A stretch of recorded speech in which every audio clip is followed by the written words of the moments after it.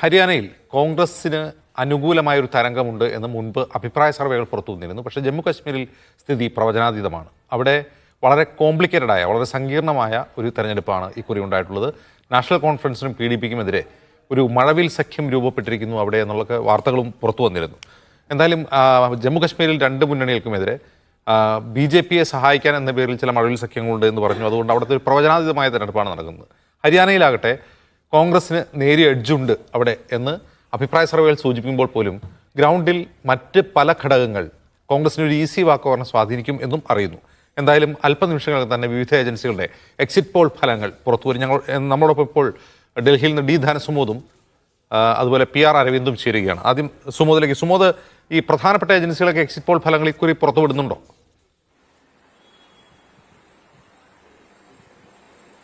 പ്രധാനപ്പെട്ട ഏജൻസികളെല്ലാം തന്നെ exit poll ഫലം പുറത്തുവിടുന്നുണ്ട്.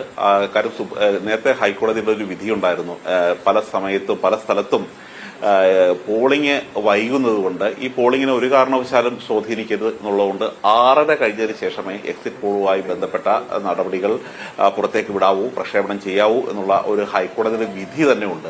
അതുകൊണ്ട് തന്നെയാണ് ഇനിയിപ്പോൾ സമയം 6:30 ആയിരിക്കുകയാണ്. അതുകൊണ്ട് ഏതാനും നിമിഷങ്ങൾക്കകം തന്നെ ഈ എക്സിറ്റ് പോളിന്റെ ഫലങ്ങൾ ഓരോന്നായി പുറത്തു വരുന്നതാണ്. നേരത്തെ മൈ ആക്സസ് ഇന്ത്യയും ഇന്ത്യ ടുഡേയും ഒരുമിച്ചായിരുന്നു നടത്തിയിരുന്നത്. പക്ഷേ ലോക്സഭാ തെരഞ്ഞെടുപ്പിൽ വലിയ തരത്തിൽ അവരുടെ ഫലപ്രവചനം പാളുകയും അതിന്റെ ഉടമ CEO ടെലിവിഷന്റെ ബ്യൂറോയിലിരുന്ന് അതിന്റെ ഒരു സ്റ്റുഡിയോയിലിരുന്ന് കരയേവരെ ചെയ്യുന്ന ഒരു സംഭവം നമ്മൾ ഓർമ്മയുണ്ട്. അതുകൊണ്ട് അവർ ഒരു യൂട്യൂബ് ചാനലായിട്ടാണ് ഇപ്പോൾ പുറത്തുവിടുന്നത്. പക്ഷേ പ്രധാനപ്പെട്ട ചാനലുകളെല്ലാം തന്നെ ഇപ്പോൾ ഇതിനകം തന്നെ എക്സിറ്റ് പോൾ തയ്യാറാക്കിയിട്ടുണ്ട്. മാത്രമല്ല ചില ചാനലുകൾ ഇപ്പോൾ ABP പോലുള്ള അല്ലെങ്കിൽ ന്യൂസ് പോലുള്ള ചാനലുകൾ അവരുടെ സ്വന്തം സർവേ ടീമിനെ ഉപയോഗിച്ചിട്ടാണ് എക്സിറ്റ് പോൾ തയ്യാറാക്കിയിരിക്കുന്നത്. ഇപ്പോൾ മറ്റു വിവിധ സർവേ ഏജൻസികളുമായി ബന്ധപ്പെട്ടുള്ള അവരുടെ പല ചാനലുകളുമായി ബന്ധപ്പെട്ടുള്ള എല്ലാം ഇതിനകം തന്നെ പൂർത്തിയായിരിക്കുകയാണ്. ഏതാനും നിമിഷങ്ങളൊക്കെ തന്നെ ഇപ്പോൾ എക്സിറ്റ് പോളിന്റെ ഫലം പുറത്തുവരുന്നു.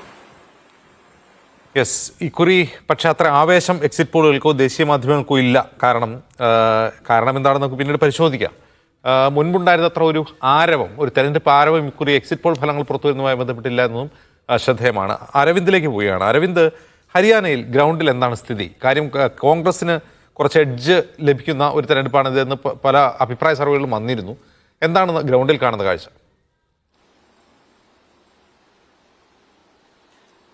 ഹരിയാനയിൽ കോൺഗ്രസിന് കൃത്യമായൊരു ആധിപത്യം ഉണ്ടാകുമെന്ന് തന്നെയാണ് പ്രതീക്ഷിക്കുന്നത്. ഗ്രൗണ്ടിലും അത് കാണുവാൻ സാധിക്കുന്നുണ്ട്. കാരണം കഴിഞ്ഞ 10 വർഷമായി BJP സർക്കാർ അവിടെ ഭരിച്ചു വരുന്നു.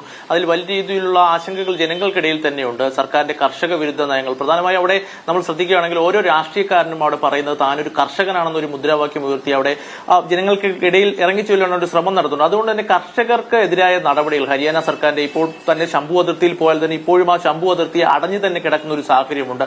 ഹരിയാന സർക്കാരിന്റെ ഭാഗത്ത് ഇതുമായി ബന്ധപ്പെട്ട ചർച്ചകൾ മുന്നോട്ട് പോകുന്നില്ല. അതുകൊണ്ട് തന്നെ കർഷകർ കൃത്യമായ അതിർത്തിയിലാണ്. കർഷക വോട്ടുകൾ BJPക്ക് എതിരാകുമെന്ന കാര്യത്തിൽ യാതൊരുവിധ സംശയവുമില്ല. ഇതുകൂടാതെ തന്നെ ജാട്ട് വോട്ടുകൾ കൃത്യമായി ജാട്ട് വിരുദ്ധ ഒരു നിലപാടുകൾ BJP എടുത്തിരുന്നു. മനോഹർലാൽ ഖട്ടറിനെ മാറ്റിയപ്പോൾ നായബ് സിംഗ് സൈനിയെ കൊണ്ടുവന്ന സാഹചര്യത്തിൽ ജാട്ട് വിഭാഗത്തിൽ നിന്നൊരു മുഖ്യമന്ത്രിയെ കൊണ്ടുവരുന്നു അവിടെ പ്രതീക്ഷിച്ചിരുന്നു. പക്ഷേ ആ ഒരു നിലപാട് BJPയുടെ ഭാഗത്തുനിന്ന് ഉണ്ടാകാത്തതിൽ കൃത്യമായ ഒരു അതിർത്തി ജാട്ട് വിഭാഗത്തിനുണ്ട്. 27% ജാട്ട് വിഭാഗം ഹരിയാനയിലുള്ളത്. ഇത് കൃത്യമായി BJPയെ ബാധിക്കും. അതുതന്നെയാണ് അവരുടെ തെരഞ്ഞെടുപ്പ് പ്രചാരണത്തിലും ഈ ജാട്ടിതര വോട്ടുകൾ ലക്ഷ്യം വെച്ച് BJP മുന്നോട്ട് പോയിരുന്നു. അതുകൊണ്ട് തന്നെ ഈ ഫാക്ടറുകളെല്ലാം BJPക്ക് അവിടെ എതിരാകുന്നു. ഇതുകൂടാതെ തന്നെ അഗ്നിവീർ പദ്ധതി, അതുകൂടാതെ തന്നെ ഗുസ്തി താരങ്ങളുടെ സമരം, വിനേഷ് ഫോഗറിനെ സ്ഥാനാർത്ഥിയാക്കിയതിലൂടെ ആ ഒരു തരംഗം കൂടി കോൺഗ്രസിന് അവിടെ സൃഷ്ടിക്കാൻ സാധിച്ചിരുന്നു. പക്ഷേ BJPയുടെ ഒരു പ്രചാരണ രംഗവും അത്യാവശ്യം നല്ലതായിരുന്നു. പ്രധാനമായി BJP ചൂണ്ടിക്കാണിച്ചത് ഈ പിന്നോക്ക വിഭാഗങ്ങൾക്ക് കോൺഗ്രസ് എതിരാണ്. ഏകദേശം ബാക്കി ദളിത് അടക്കമുള്ള മറ്റു വിഭാഗങ്ങളെ ജാട്ട് ഇതര വിഭാഗങ്ങളെ ലക്ഷ്യം വെച്ചായിരുന്നു BJP പ്രചാരണം.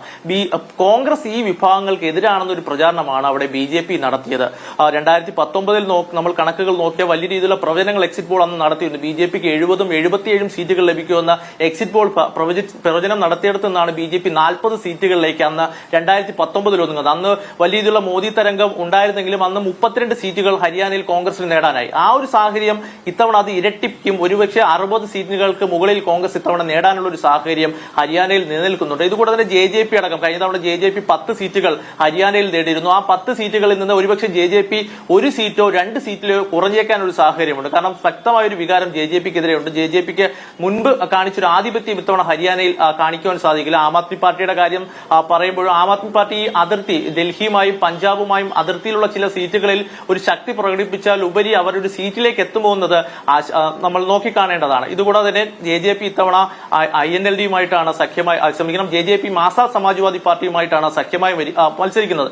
ദളിത് വോട്ടുകൾ ലക്ഷ്യം വെച്ചുകൊണ്ടുള്ള പ്രചാരണം ഇരുവരും നടത്തിയിരുന്നു. അതുകൊണ്ട് തന്നെ BJP ലക്ഷ്യം വെച്ച വോട്ടുകൾ ഇവരിലേക്ക് പോകുമെന്നൊരു ആശങ്ക BJP ക്യാമ്പുകളുണ്ട്. പക്ഷേ കോൺഗ്രസിന്റെ പൂർണ്ണമായും ആശങ്കകൾ ഒഴിവാക്കിയെന്ന് നമുക്ക് പറയാൻ സാധിക്കില്ല. കാരണം ഭൂപേന്ദർ സിംഗ് കൂടെയും കുമാരി ശെൽജയുമായി ബന്ധപ്പെട്ട തർക്കങ്ങൾ ഹരിയാനയിൽ വലിയ രീതിയിൽ ആശങ്കകൾ ഉണ്ടായിരുന്നു. രാഹുൽ ഗാന്ധിയും ഹൈക്കമാൻഡും അടക്കം ഇടപെട്ടാണ് ലാസ്റ്റ് കുമാരി ശെൽജ ഈ പ്രചാരണ രംഗത്ത് വരികയും ഇന്ന് തന്നെ ഈ പ്രചാരണ ഈ വോട്ടെടുപ്പ് ദിവസം തന്നെ കുമാരി ശെൽജ പറഞ്ഞത് ഹൈക്കമാൻഡ് മുഖ്യമന്ത്രിയെ തീരുമാനിക്കും. ഇപ്പോൾ നമ്മൾ സ്ക്രീനിൽ കാണുന്നത് മാട്രിക്സിന്റെ സീറ്റ് പ്രൊജക്ഷൻ ആണ്. എക്സിറ്റ് പോൾ ഫലം ഹരിയാനയുടേത്. കോൺഗ്രസ് 62 സീറ്റ് വരെ നേടും എന്നാണ് മാട്രിക്സിന്റെ പ്രവചനം. 55 മുതൽ 62 സീറ്റ് വരെ. BJP 18 മുതൽ 24 സീറ്റ് വരെ. INLD 3 മുതൽ 6 സീറ്റ് വരെ. JJP പക്ഷേ 3 സീറ്റ് വരെ നേടിയേക്കാം എന്ന് പറയുന്നു. 0 മുതൽ 3 സീറ്റ് വരെ നേടുന്നു. 2 മുതൽ 5 സീറ്റ് വരെ മറ്റ് കക്ഷികൾ നേടുന്നു. കോൺഗ്രസിന് മേൽക്കൈ തന്നെയാണ്, തീർച്ചയായിട്ടും മേൽക്കൈ തന്നെയാണ്. 90 സീറ്റുകളാണ് ഹരിയാന അസംബ്ലിയിലുള്ളത്. 90 സീറ്റുകൾ. ആ 90 സീറ്റുകളിൽ 62 സീറ്റ് വരെ കോൺഗ്രസ് നേടും. ഏറ്റവും കുറഞ്ഞാൽ 55 സീറ്റ് എന്നാണ് പറയുന്നത്. എങ്കിൽ പോലും ഭേദപ്പെട്ട ഭൂരിപക്ഷത്തോടെ കോൺഗ്രസ് അധികാരത്തിലെത്തുമെന്നാണ് മാട്രിക്സിന്റെ സീറ്റ് പ്രൊജക്ഷൻ. BJP കഴിഞ്ഞ തെരഞ്ഞെടുപ്പിൽ അവർ 40 സീറ്റിലേക്ക് ചുരുങ്ങിയിരുന്നു. അത് പരമാവധി 24 സീറ്റ് വരെ എന്നാണ് പറയുന്നത്. കുറഞ്ഞു പോയാൽ 18 സീറ്റ് വരെ എന്ന ഗതിയിലേക്ക് കൂപ്പുകുത്തിയേക്കാം BJP എന്ന് പറയുന്നു. ഈ കോൺഗ്രസും BJPയും തമ്മിലാണ് ഡയറക്റ്റ് മത്സരം ഹരിയാനയിൽ. പക്ഷേ അവിടെ മറ്റ് 2 മുന്നണികൾ കൂടിയുണ്ട്. ഒന്ന് INLD BSP സഖ്യം, അതുപോലെ JJPയുടെയും ആസാദി സമാജ് പാർട്ടി, ചന്ദ്രശേഖർ ആസാദിന്റെ ആസാദി സമാജ് പാർട്ടിയുടെ സഖ്യം. അങ്ങനെ 4 മുന്നണികളുണ്ട് യഥാർത്ഥത്തിൽ. പക്ഷേ പ്രധാന മത്സരം കോൺഗ്രസും BJPയും തമ്മിലാണ്. INLD-യും JJPയും 2 ദളിത് പാർട്ടികളെ കൂടെ നിർത്തിക്കൊണ്ട് ദളിത് വോട്ടുകൾ ഭിന്നിപ്പിക്കാനുള്ള ഒരു ശ്രമം അവിടെ നടത്തിയിട്ടുണ്ട്. അത് BJPയുടെ ഗൂഢാലോചനയാണെന്ന് കോൺഗ്രസ് ആരോപിക്കുന്നുണ്ട്. ഈ ദളിത് വോട്ടുകൾ കോൺഗ്രസിലേക്ക് പോകാതിരിക്കുക, ജാട്ടി വിരുദ്ധ വോട്ടുകൾ കോൺഗ്രസിലേക്ക് പോകാതിരിക്കുക എന്നുള്ളതായിരുന്നു BJP ഹരിയാനയിൽ നടത്തിയ തന്ത്രം. അതിന് ഫലം കാണുമോ നോക്കുമ്പോൾ കഴിഞ്ഞ തവണ 10 സീറ്റ് ലഭിച്ച JJP പക്ഷേ 0 മുതൽ 3 സീറ്റ് വരെ, പരമാവധി പോയാൽ 3 സീറ്റ് നേടൂ എന്നാണ് മാട്രിക്സിന്റെ സീറ്റ് പ്രൊജക്ഷൻ. മാട്രിക്സ് പറയുന്ന എക്സിറ്റ് പോൾ ഫലം ഇപ്പോൾ പുറത്തു വന്നിട്ടുള്ളത്. അതായത് ഈ പറയുന്ന പ്രചാരണം ജാട്ട് വിരുദ്ധ വോട്ടുകളെ ഏകീകരിക്കുക അല്ലെങ്കിൽ ശിഥിലീകരിക്കുക എന്ന BJPയുടെ തന്ത്രം ഫലം കാണില്ല എന്നാണ് ഹരിയാനയിൽ നിന്നുള്ള ആദ്യത്തെ എക്സിറ്റ് പോൾ ഫല പ്രവചനം. മാട്രിക്സിന്റെ സീറ്റ് പ്രൊജക്ഷൻ. ധനസുമോദിലേക്ക് പോകുന്നു. സുമോദ്, ഈ ഒരു ഫലത്തെ എങ്ങനെ കാണുന്നു, എക്സിറ്റ് പോൾ ഫലത്തെ? ഈ ഫലം ഏകദേശം നമ്മൾ തന്നെയാണ് ഉണ്ടാവുന്നുള്ള കാര്യം ഇതിൽ JJPയുടെ ഒരു സീറ്റ് തകർച്ചയാണ് നമ്മൾ ഇവിടെ നിന്ന് പരിശോധിക്കേണ്ടത്. കാര്യം കഴിഞ്ഞ തവണ JJP പാർട്ടി രൂപീകരിച്ചതിന് ശേഷം ആദ്യമായി മത്സരിക്കുന്നു. വലിയ തരത്തിൽ വലിയ പ്രചരണമായിരുന്നു, കാടളക്കുള്ള ഒരു പ്രചരണമാണ്, ഒരു യുവ മുഖത്തെ മുൻനിർത്തിയുള്ള ഒരു പ്രചരണമായിരുന്നു. എന്നിട്ടും അവർക്ക് 10 സീറ്റുകളായിരുന്നു നേടാൻ കഴിഞ്ഞത്. പക്ഷേ ഈ 10 സീറ്റ് നേടിയ JJP പിന്നീട് കാണുന്നത് വ്യത്യസ്തമായി മത്സരിച്ചെങ്കിലും BJPയുടെ ഒപ്പം ചേർന്ന് പ്രവർത്തിക്കുന്ന ഒരു കാഴ്ചയാണ് കാണുന്നത്. പിന്നീട് അവർക്ക് ലോക്സഭയിൽ ഒരു സീറ്റ് പോലും നൽകാനാവില്ല എന്ന് BJP നിലപാടെടുത്തുകൊണ്ടാണ് അവർ പുറത്തേക്ക് പോയത്. അല്ലാതെ അവർ ഒരു BJPയുടെ ഒരു കർഷക ഒരു സ്നേഹത്തിന്റെ പുറത്തോ അല്ലെങ്കിൽ BJP കാണിക്കുന്ന കർഷക വിരുദ്ധ നിലപാടിന്റെ പുറത്തോ ഒന്നും ആയിരുന്നില്ല അവരുടെ നിലപാടെടുത്തിരുന്നത്. അതുകൊണ്ട് JJPയിൽ നിന്ന് ഹരിയാനക്കാർ വലിയ തരത്തിൽ ഒരു പ്രതീക്ഷ പുലർത്തിയിരുന്ന പാർട്ടിയാണ്. അത് പാടെ തകർന്നു എന്ന് തന്നെയാണ് നമുക്ക് പറയാനുള്ളത്. മാത്രമല്ല ഈ INLD ആയാലും JJP ആയാലും ജാട്ട് വോട്ട് സ്പ്ലിറ്റ് ചെയ്യുന്ന പാർട്ടികളായിരുന്നു. ഇപ്രാവശ്യം അത് കോൺഗ്രസിലേക്ക് ജാട്ട് വോട്ടുകൾ കേന്ദ്രീകരിച്ചു എന്ന് തന്നെ നമുക്ക് ഈ ആദ്യ എക്സിറ്റ് പോളിന്റെ ഫലം പുറത്തു വരുമ്പോൾ തന്നെ നമുക്കത് മനസ്സിലാവുന്നതാണ്. കാരണം BJPയുടെ പ്രധാനപ്പെട്ട ലക്ഷ്യം ജാട്ട് ഇതര വോട്ടുകൾ കേന്ദ്രീകരിക്കുക എന്നുള്ളതായിരുന്നു. അതേസമയം തന്നെ അവിടെ ഒരു BJPയുടെ ഒരു വിജയ ഫോർമുല, കോൺഗ്രസിന്റെ ഒരു വിജയ ഫോർമുല എന്ന് പറയുന്നത് ജാട്ട് പ്ലസ് പിന്നോക്ക വോട്ട് പ്ലസ് ദളിത് വോട്ട് എന്ന തരത്തിലായിരുന്നു ചെയ്തിരുന്നത്. പക്ഷെ അവിടെ തന്നെ ഒരു ദളിത് വോട്ടുകൾ ഭിന്നിച്ചു പോകുമോ എന്നുള്ളൊരു ആശങ്ക നേരത്തെ അജിംസ് ചൂണ്ടിക്കാട്ടിയതുപോലെ ഒരു BJPയുടെ ബി ടീം എന്ന രീതിയിലൊക്കെ തന്നെ പറഞ്ഞു കേട്ടിരുന്നത്. പലപ്പോഴും INLOടൊപ്പം BSP മത്സരിക്കുന്നു എന്നുള്ളത് തന്നെയായിരുന്നു. അത് BSPയിലേക്ക് കുറെ ദളിത് വോട്ടുകൾ പോകുമോ എന്നുള്ളൊരു ആശങ്കയുണ്ടായിരുന്നു. പക്ഷേ ഉത്തർപ്രദേശ് പോലെ അങ്ങനെ ഒരു BSPക്ക് വലിയ സ്വാധീനമുള്ള ഒരു സ്ഥലമല്ല ഹരിയാന. രണ്ടാമത് ഈ പുതുതലമുറയിലെ ഒരു സുമോദ്, ഞാൻ ജനവിഭാഗം കൂടുതൽ എക്സിറ്റ് പോൾ ഫലങ്ങൾ ഇപ്പോൾ പുറത്തു വന്നു. ഞാൻ ഇപ്പം തന്നെ വരാം, ഇപ്പോൾ തിരിച്ചു വരാം. ഇനി വരാൻ പോകുന്നത് പീപ്പിൾസ് പൾസ്, അവരുടെ ഹരിയാന ഫലം നോക്കുമ്പോൾ 49 മുതൽ 61 സീറ്റ് വരെയാണ്. ഏതാണ്ട് സമാനമാണ്, മുമ്പ് നമ്മൾ മാട്രിക്സിന് കണ്ടതുപോലെ തന്നെ സമാനമാണ്. BJPക്ക് പക്ഷേ കുറെ കൂടി ഭേദപ്പെട്ട ഒരു സീറ്റ് അവർ നൽകുന്നു. 20 മുതൽ 32 വരെ എന്നുള്ള സീറ്റാണ് നൽകുന്നത്. ആം ആദ്മി പാർട്ടിക്ക് 0 സീറ്റാണ് പറഞ്ഞിട്ടുള്ളത്. ഓക്കെ, ഇനി അടുത്തത് CNN സർവേയാണ്. CNN സർവേ ഹരിയാന നോക്കുകയാണെങ്കിൽ കോൺഗ്രസിന് 59 സീറ്റാണ് CNN പറയുന്നത്. പീപ്പിൾസ് പൾസിന് നോക്കുകയാണെങ്കിൽ 49 മുതൽ 61 വരെയാണ്. CNN-ന്റേത് 59, BJP 21, INLD 4, JJP 2. ഏതാണ്ട് സമാനമാണ്. CNN-ന്റെയും മാട്രിക്സിന്റെയും ഫലങ്ങൾ ഏറെക്കുറെ സമാനമാണ്. ഏതാണ്ട് 60 സീറ്റിനടുത്ത് അവർ പ്രവചിക്കുന്നുണ്ട്. പീപ്പിൾസ് പൾസിന്റെ ഹരിയാന ഫലം 49 മുതൽ 61 വരെ, അതും സമാനമാണ്. BJP 20 മുതൽ 32 വരെ സീറ്റ്, അതും ഏറെക്കുറെ സമാനമായ ഒരു സീറ്റ് നിലയാണ് പീപ്പിൾസ് പൾസിൻ്റെതും നൽകുന്നത്. അതായത് ഇപ്പോൾ പുറത്തു വന്ന എക്സിറ്റ് പോൾ ഫലങ്ങൾ പ്രകാരം ഹരിയാന കോൺഗ്രസിന് എഡ്ജുള്ള ഒരു ഫലമായിരിക്കും പുറത്തു വരിക എന്ന സൂചനയാണ് നൽകുന്നത്.